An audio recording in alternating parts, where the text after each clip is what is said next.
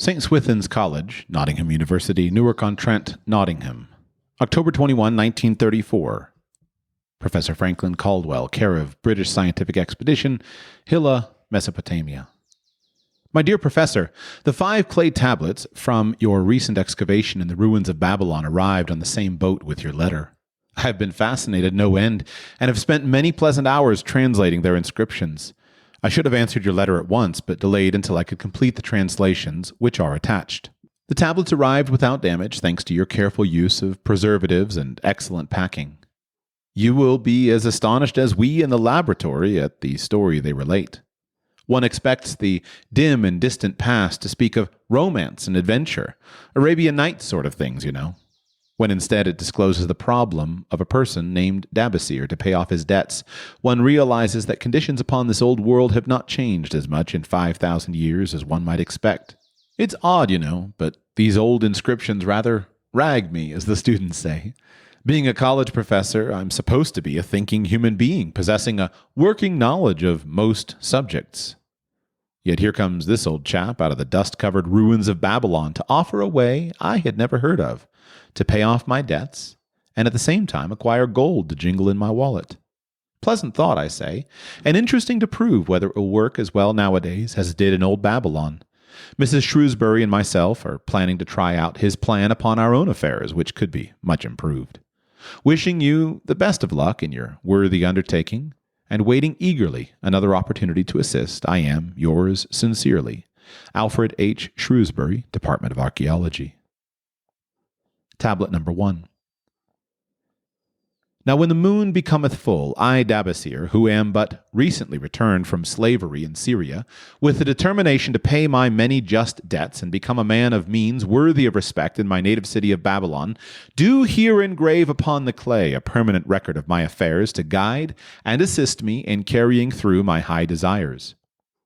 Under the wise advice of my good friend Mathon, the gold lender, I am determined to follow an exact plan that he doth say will lead any honorable man out of debt into means and self-respect. This plan includeth 3 purposes, which are my hope and desire. First, the plan doth provide for my future prosperity. Therefore, 1/10 of all I earn shall be set aside as my own to keep, for Mathon speaketh wisely when he saith, "That man who keepeth in his purse both gold and silver that he need not spend is good to his family, and loyal to his king. The man who hath but a few coppers in his purse is indifferent to his family, and indifferent to his king. But the man who hath naught in his purse is unkind to his family, and is disloyal to his king, for his own heart is bitter. Therefore the man who wisheth to achieve must have coin that he may keep to jingle in his purse, that he have in his heart love for his family, and loyalty to his king. Second, the plan doth provide that I shall support and clothe my good wife, who hath returned to me with loyalty from the house of her father. For Mathon doth say that to take good care of a faithful wife putteth self-respect into the heart of a man, and addeth strength and determination to his purposes. Therefore 7/10 of all I earn shall be used to provide a home, clothes to wear, and food to eat, with a bit extra to spend, that our lives be not lacking in pleasure and enjoyment. But he doth further enjoin the greatest care that we spend not greater than 7/10 of what I earn for these worthy purposes. Herein lieth the success of the plan. I must live upon this portion, and never use more, nor buy what I may not pay for out of this portion. Tablet number 2. Third, the plan doth provide that out of my earnings my debts shall be paid. Therefore, each time the moon is full, 2/10 of all I have earned shall be divided honorably and fairly among those who have trusted me, and to whom I am indebted. Thus, in due time, will all my indebtedness be surely paid. Therefore do I here engrave the name of every man to whom I am indebted, and the honest amount of my debt. Faru, the cloth weaver, 2 silver, 6 copper. Sinjar, the couchmaker, 1 silver. Amar, my friend, 3 silver, 1 copper. Zankar, my friend, 4 silver, 7 copper. Askamir, my friend, 1 silver, 3 copper. Haransir, the jewel maker, 6 silver, 2 copper. Diarbekir, my father's friend, 4 silver, 1 copper. Alcahad, the house owner, 14 silver. Mathon, the gold lender, 9 silver. Birajik, the farmer, 1 silver, 7 copper. From here on, disintegrated, cannot be deciphered. Tablet number 3. To these creditors do I owe in total 119 pieces of silver and 141 pieces of copper.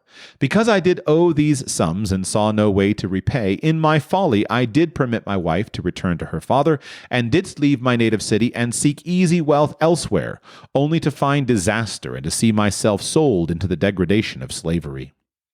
Now that Mathon doth show me how I can repay my debts in small sums of my earnings, do I realize the great extent of my folly in running away from the results of my extravagances.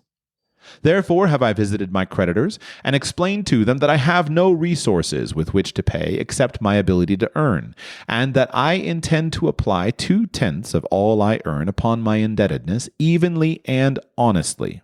This much can I pay, but no more. Therefore, if they be patient, in time my obligations will be paid in full.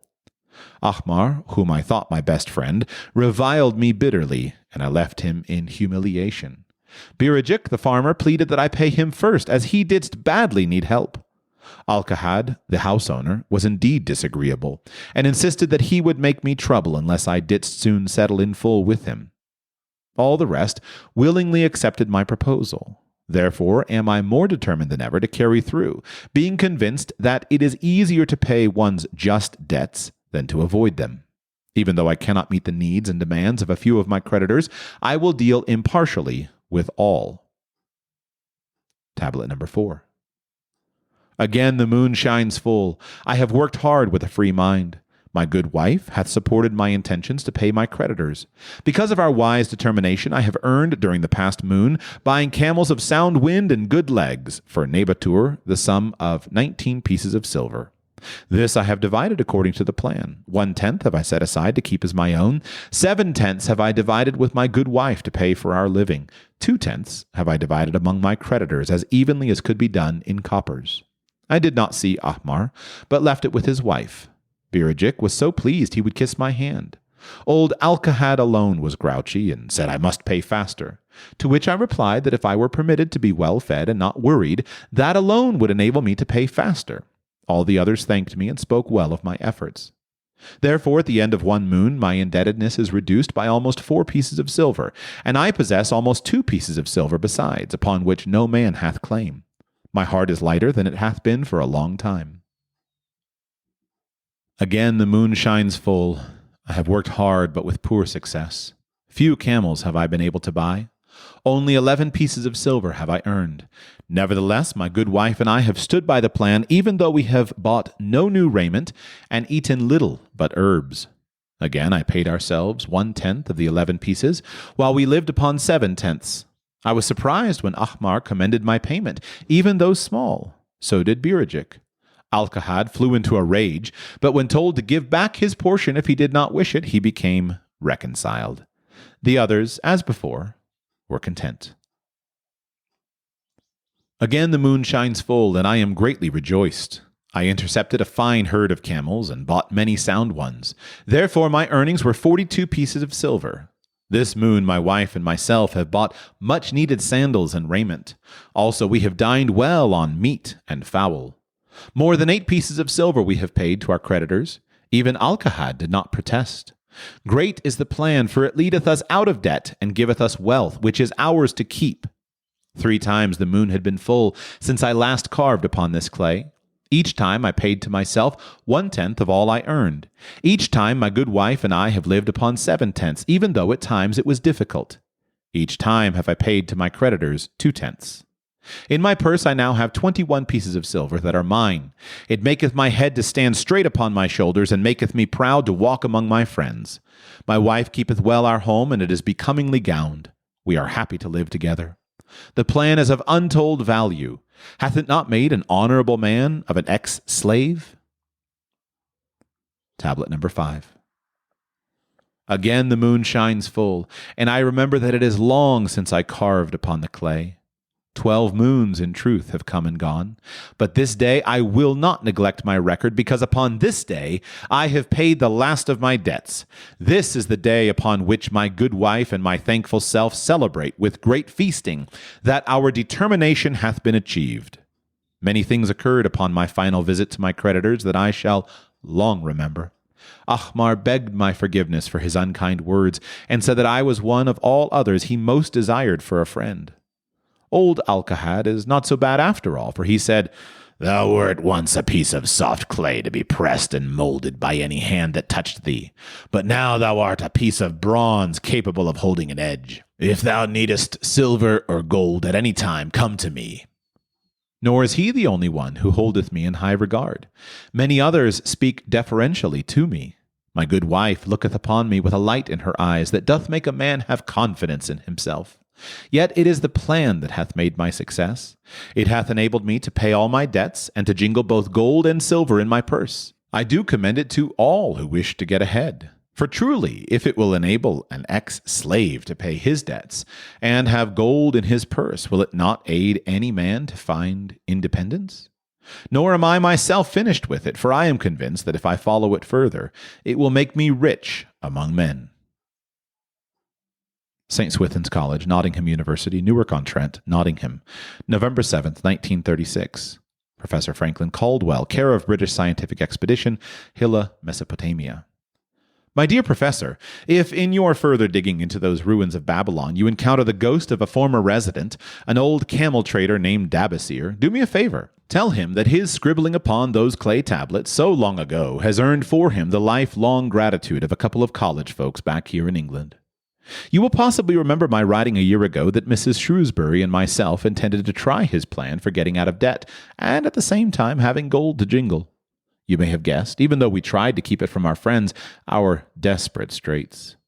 We were frightfully humiliated for years by a lot of old debts, and worried sick for fear some of the tradespeople might start a scandal that would force me out of the college. We paid and paid every shilling we could squeeze out of income, but it was hardly enough to hold things even. Besides, we were forced to do all our buying where we could get further credit regardless of higher costs. It developed into one of those vicious circles that grow worse instead of better. Our struggles were getting hopeless. We could not move to less costly rooms because we owed the landlord. There did not appear to be anything we could do to improve our situation. Then, here comes your acquaintance, the old camel trader from Babylon, with a plan to do just what we wished to accomplish. He jolly well stirred us up to follow his system. We made a list of all our debts, and I took it around and showed it to everyone we owed. I explained how it was simply impossible for me to ever pay them the way things were going along. They could readily see this themselves from the figures. Then I explained that the only way I saw to pay in full was to set aside 20% of my income each month to be divided pro rata, which would pay them in full in a little over 2 years. That, in the meantime, we would go on a cash basis and give them the further benefit of our cash purchases. They were really quite decent. Our greengrocer, a wise old chap, put it in a way that helped to bring around the rest. If you pay for all you buy and then pay some on what you owe, that is better than you have done, for you ain't paid down the account none in 3 years. Finally, I secured all their names to an agreement binding them not to molest us as long as the 20% of income was paid regularly. Then we began scheming on how to live upon 70%. We were determined to keep that extra 10% to jingle. The thought of silver and possibly gold was most alluring. It was like having an adventure to make the change. We enjoyed figuring this way and that to live comfortably upon that remaining 70%. We started with rent and managed to secure a fair reduction. Next, we put our favorite brands of tea and such under suspicion, and were agreeably surprised how often we could purchase superior qualities at less cost. It is too long a story for a letter, but anyhow it did not prove difficult. We managed, and right cheerfully at that. What a relief it proved to have our affairs in such a shape we were no longer persecuted by past due accounts.